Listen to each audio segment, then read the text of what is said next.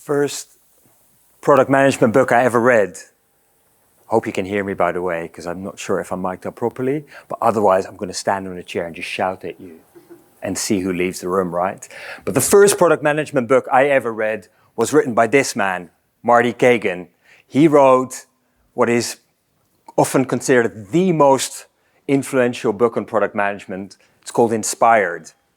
I've read Inspired a few times. First edition, second edition, blogged about it both times, left reviews on Amazon. I even decided to adopt Marty Kagan's hairstyle. So you think that Inspired is my favorite product management book of all times. It isn't. I've got mixed feelings every time I read Inspired or I hear other product managers talking very enthusiastically about this book. And that's got nothing to do with Inspired or Marty Kagan for that matter. I feel I have those mixed feelings with most of the product management books that I read, and there's plenty of them. And it's not just me who reads these books and feels like a bit of an imposter every time I read them, thinking this doesn't apply to my situation or my organization or the way I want to do product. When I speak to peers, I hear similar things, because they'll say to me, Mark, I got very excited reading this product management book by author XYZ, picking up some of the suggestions and approaches, but then a number of reality checks starting to kick in. This doesn't apply to my day job as a product manager. I don't work in a product-led organization or customer-centric organization like it says in the book. And you get these mixed feelings, and I have to make a confession first. I'm sure I contributed to those mixed feelings among readers of product management books, because I've written 2 books about product management. So I'm guilty, definitely. Because the unintended consequence and the outcome of people reading these product management books is that people feel like they're not a real product manager. They feel like an imposter. They're thinking, this doesn't apply to me. There's one single perfect way to build great products, and I'm not doing it, or my organization is not doing it, or nowhere near doing it. And that's not where we want to be.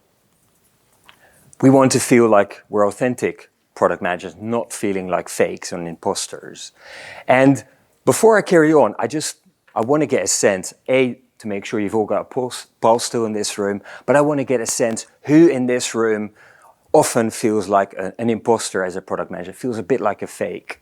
Oh, that's a brave person raising their hands. I was actually going to subtly ask people to wink at me and say, Mark, I'm definitely that person. But I see a lot of hands. I'm definitely holding my hand up here, right? So what we're going to talk about this morning is about becoming more of an authentic product manager. And to do that, we're going to cover 3 key aspects. We're going to talk about fact versus fiction. We're going to take some of these product management books and look at our day-to-day reality as product people. We're then going to talk about the product mindset. So if you strip away all the tools and techniques mentioned in these great books, what is the core of being a product manager? What's the essence that we should focus on? And I'm going to encourage you to think about writing the book of you. What are your lessons learned? What is your product management toolkit? How can you apply it to your situation, irrespective of the product that you work on or the toolkit, or the organization that you're part of. So if we compare fact versus fiction, we'll take the books, we'll compare them with your reality as product people, and I want you to think about what you notice. So a lot of these product management books will describe a happy path story. So typically a simple use case of a team building a single app or a digital product. Team is fully staffed, no debt, healthy amount of funding in the bank.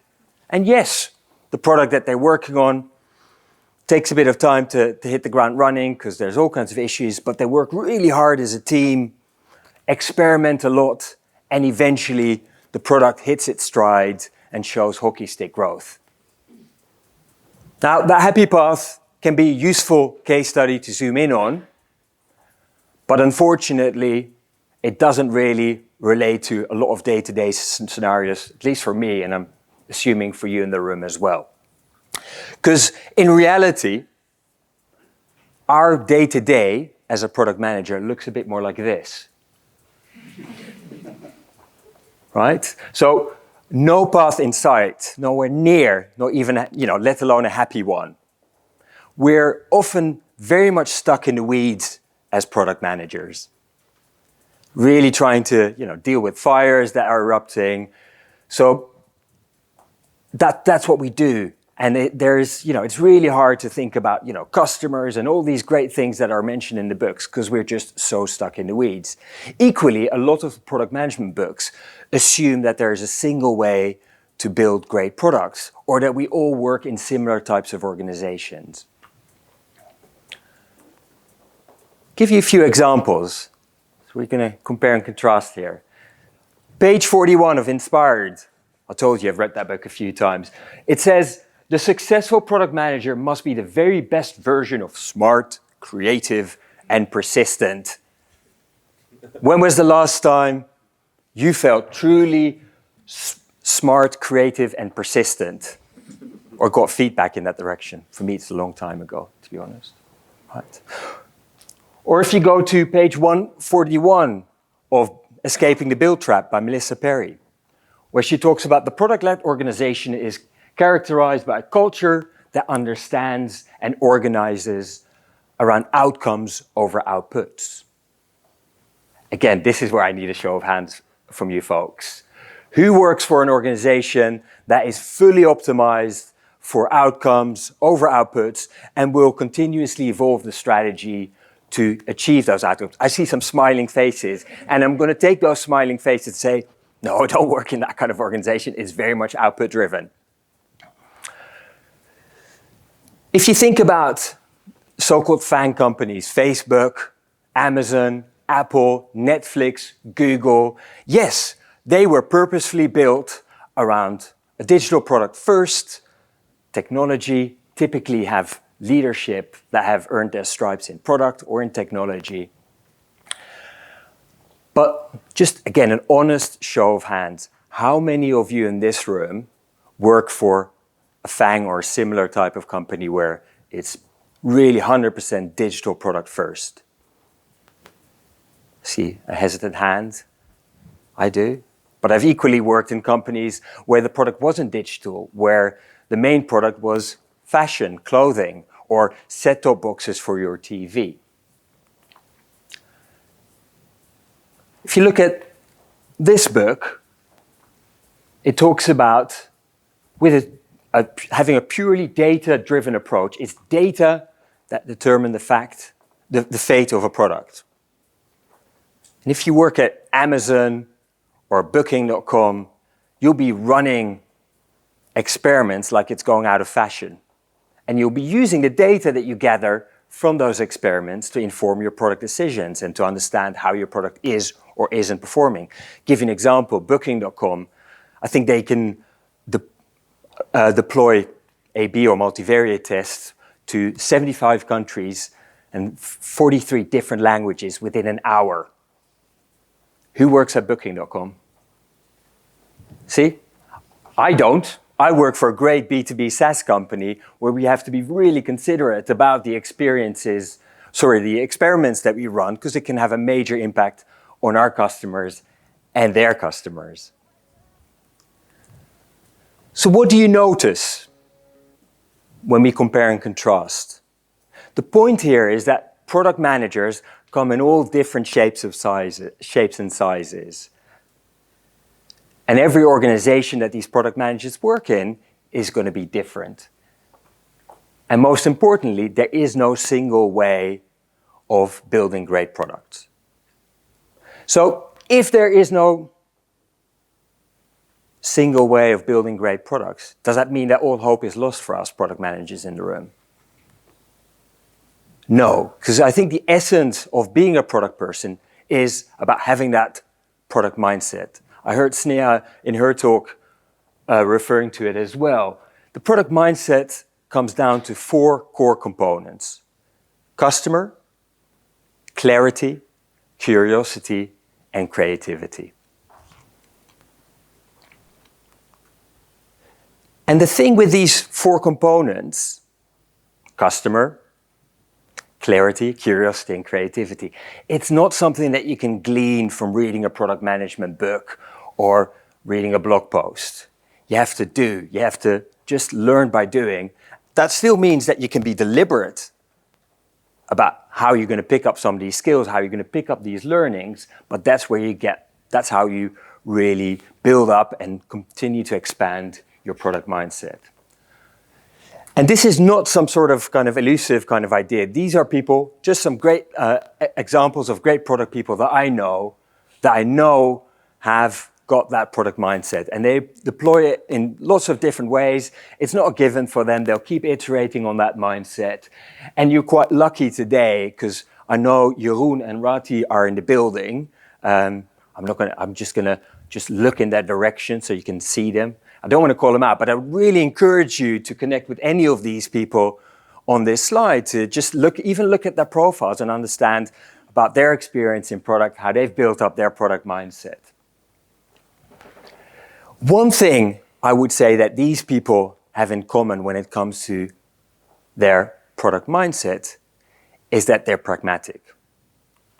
They are realistic and practical, right? Because there will be situations when, if you think about that product mindset, there is simply no time to be creative and consider multiple different solutions. We know there's a problem, we have to fix it, we have to fix it now. Right? As much as we'd love to engage with customers, we might not have the time. Yes, there could be 500 different frameworks that we could apply, just don't have the time, or it doesn't make sense to do it right now. So again, that pragmatism is also a key part of developing that product mindset. And with all things in product management, right, whether you're looking to build that product mindset from scratch, or you want to expand your existing product mindset, I would always encourage you to start small. We start with the customer, because fact is that product management is all about delivering value to our customers.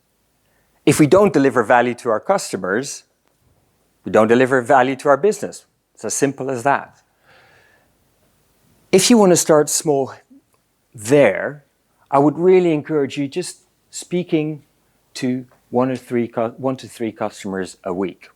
And you don't even have to speak that much. You can just listen and really understand customer pain points. What are they trying to do? What's hindering them? As you get more confident with that kind of customer engagement, you can start looking at testing assumptions and doing sensitivity testing with customers, understanding what they would want to buy, for instance, and why. But just starting with listening to customers 1 to 3 a week is a really good muscle to develop if you're looking at that customer aspect of the product mindset. And then you can start looking at themes that come out of those conversations. You can start sharing more widely across your organization. The second aspect of the product mindset is around clarity. And clarity is really critical for a product manager. Product management, this is a fact, is a team sport. But within that team, we as product managers have to provide clarity and a clear direction for the rest of the team and the customers and stakeholders to buy into and to contribute to. And clarity is freaking hard. Being able to communicate, I still have to learn every single day, and I get feedback every single day almost, that, for example, listening is more important than speaking. Being concise in what you say, being clear about what you say, what you don't say, really important. So if you feel a bit like me at times when you think, I could really do with some improvement to my communication skills, again, start really simple. Start just measuring the number of times you are in a conversation and number of the times that you listen versus the number of times you speak. And then when you get a bit more advanced, you can start looking at things like, how do I influence without authority? So how do I really listen so I understand where the other person is coming from, what matters to them, or what doesn't matter to them, and I build a trusted relationship on the back of that.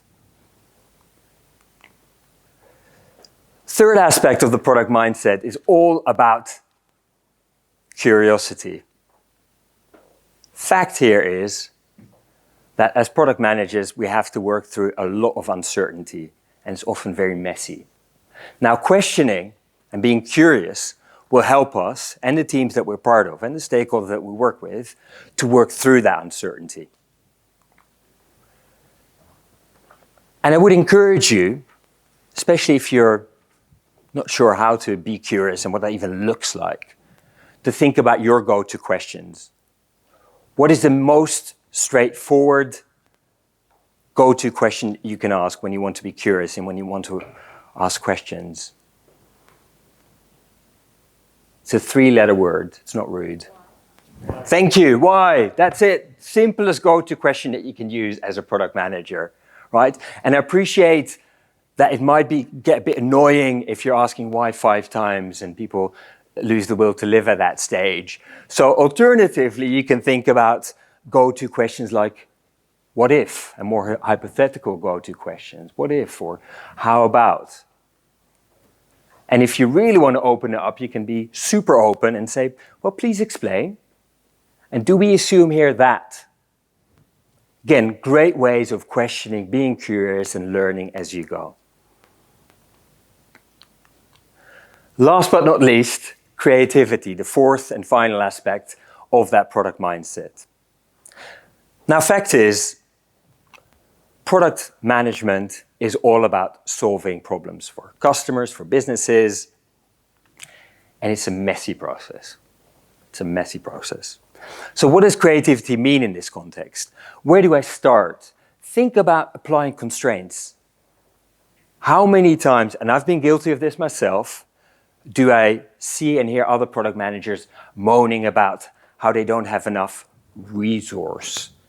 And I think they mean people by that, but they're complaining about they don't have the right team in place, people are on holiday, or they don't have the budget to do what they want to do.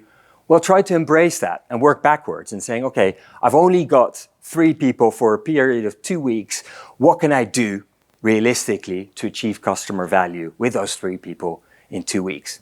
That is a simple start to being creative for you. But it also applies to instilling a product mindset in other people. If you're working for a company, like Sneha was saying earlier, that's, for example, going through digital transformation, how do you get others on that journey of being more creative, more customer-oriented, clearer, more curious? Take them to interviews with you when you speak to customers. Share your learnings. Try competitors. See what other people think. Don't despair if you're sitting here thinking, well, that's not what I paid for this morning, or my company paid for. Right? Because you might think, those books are not going to work for me now.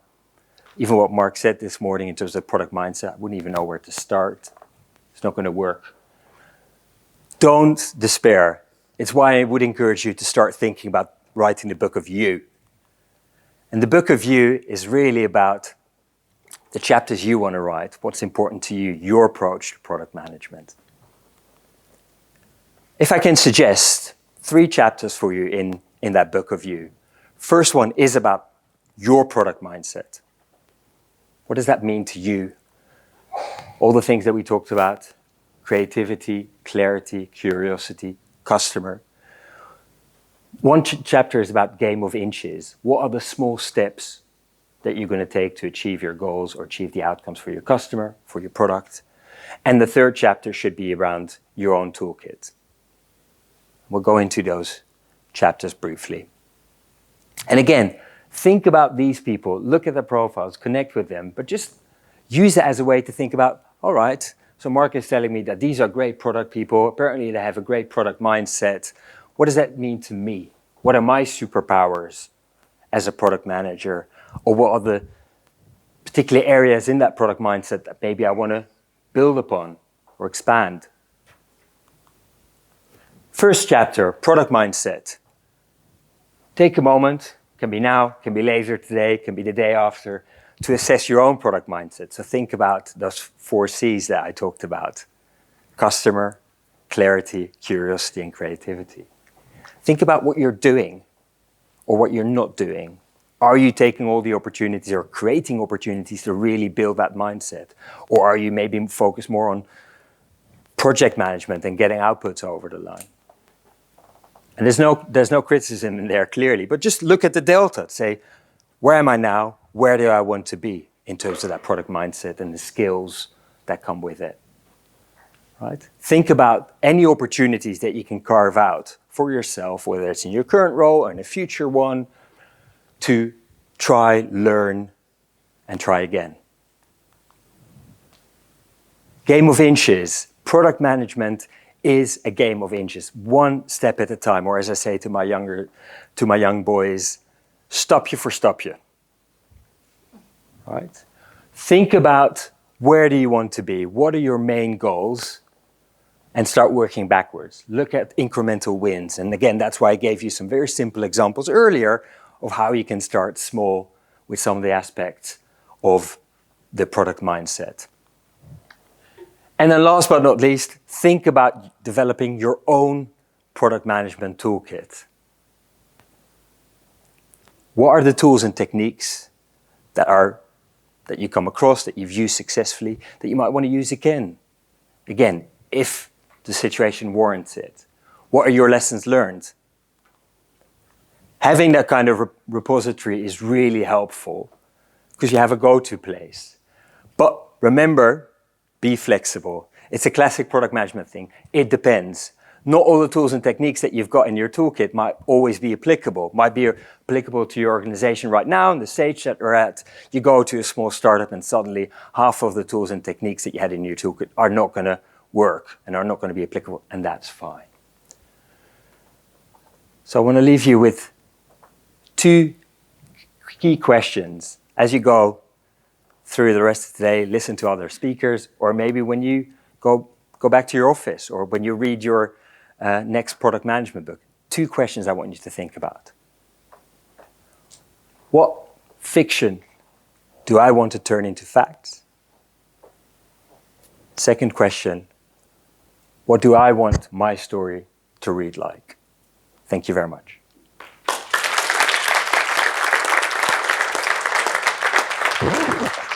Excellent. Hello? Hello, great. Awesome. Thanks so much for that, Mark. Anybody who suffers from dyslexia will definitely accept this heartfelt apology. Mark's presentation was called Imagine If, not What If. But having a comic book mindset, I definitely read that as What If, not even blinking an eye, thinking that's the title of the presentation. So we have a few minutes for Q&A. Does anybody want to kick it off? Great.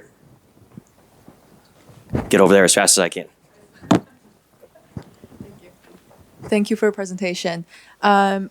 So if you work in an organization that is very output heavy, like you mentioned before, and it's very execution focused as well, what are some of the practices that you recommend to remind yourself of keeping that product mindset every day when you're drowning, like exactly what your picture said, like when you're drowning in executing other tasks? Yes, what do you recommend? Two very simple things I always encourage myself and my teams to do is to think about, again, reminding people of why we're doing this. So yes, you're focusing on an output, but what needle is it moving in terms of what metric is it impacting? How is it benefiting the customer? Again, I would, especially if you want to keep the morale up and not just feel like you're just project managing, try to really release early and often, or at least show to customers. So you get that reminder very simply of, why am I doing this? Am I going in the right direction? Is it benefiting the customer? Because I think if you don't, from experience, you do feel a bit like you're, just like a mouse running around in a treadmill, right? So I think, again, two initial thoughts there is, go back to your metrics, go back to the outcomes, and remind yourself, remind your team about how you're doing against them, bringing the customer through at different stages of the process. Yeah, thanks. Thank you. I see a question over there. Michael, yeah, Great. Thanks. Hey, thanks for the presentation. It was super nice. Too often I've seen discussions between product managers or product teams, especially in cross-functional organizations, they devolve into a lot of project management conversations.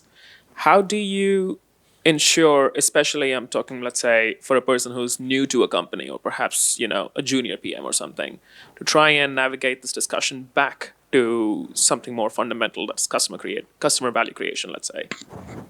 Can I ask you a question? Sure. What's the one question? It's not just for you because I don't want you to feel like I'm picking you. What could be the question that we could ask in that situation? I'll give you a clue. I mentioned that three-letter word earlier.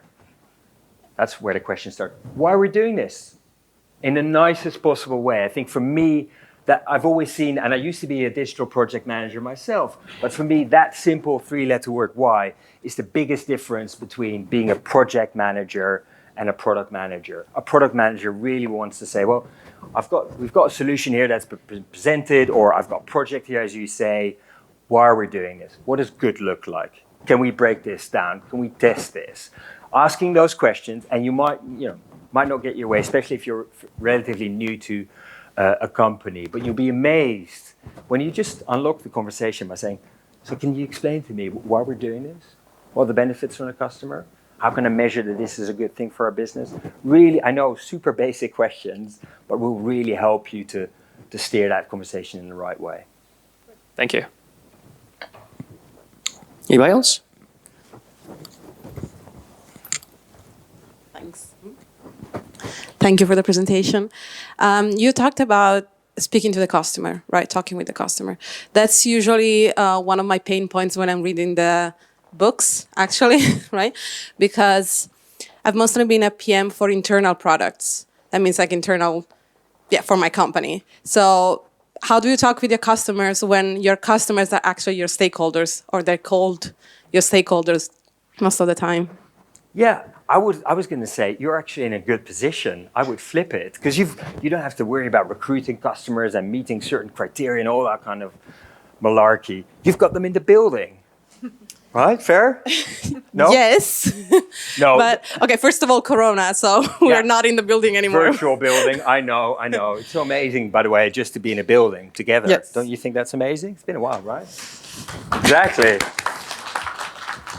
But I would treat them as customers. And even if you're struggling with the delineation between customer and stakeholder, spell it out and say, I would like you to almost treat you as our user.